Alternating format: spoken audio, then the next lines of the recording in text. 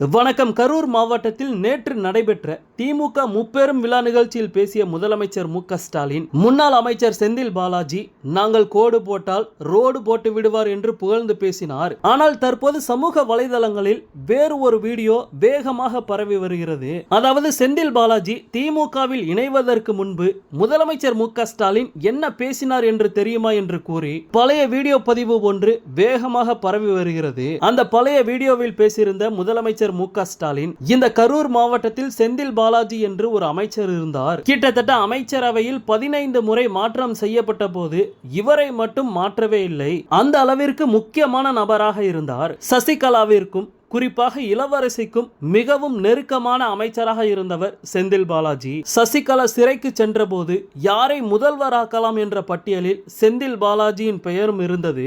செந்தில் பாலாஜி மட்டுமல்ல, அவரது தம்பி இந்த ஒட்டுமொத்த கரூர் மாவட்டத்தையும் தன் கட்டுப்பாட்டில் வைத்துள்ளார். அதாவது கொள்ளையடிப்பது, ஊழல் செய்வது, லஞ்சம் வாங்குவது உள்ளிட்டவற்றில் கரூர் மாவட்டத்தை தன் கட்டுப்பாட்டில் வைத்துள்ளார். அது மட்டுமில்லாமல் தமிழ்நாட்டிலேயே அதிகமாக கேபிள் டிவிக்கு பணம் கட்டும் மாவட்டமாக கரூர் உள்ளது.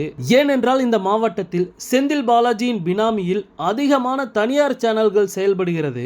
எம்பியாக இருந்தாலும் சரி, அமைச்சராக இருந்தாலும் சரி, லஞ்சம் வாங்குவதில் கொடிகட்டி பறக்கும் நபராக செந்தில் பாலாஜி இருந்ததாக குற்றம் சாட்டியிருந்தார்.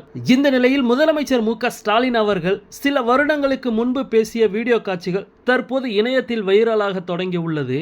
நேற்று முன்தினம் திமுகவின் முப்பெரும் விழா கரூரில் நடந்து முடிந்த நிலையில் செந்தில் பாலாஜியை முதலமைச்சர் மு க ஸ்டாலின் அவர்கள் வசைபாடும் பழைய வீடியோ வைரலானது திமுகவினர் மத்தியில் அதிர்ச்சியை ஏற்படுத்தி உள்ளது.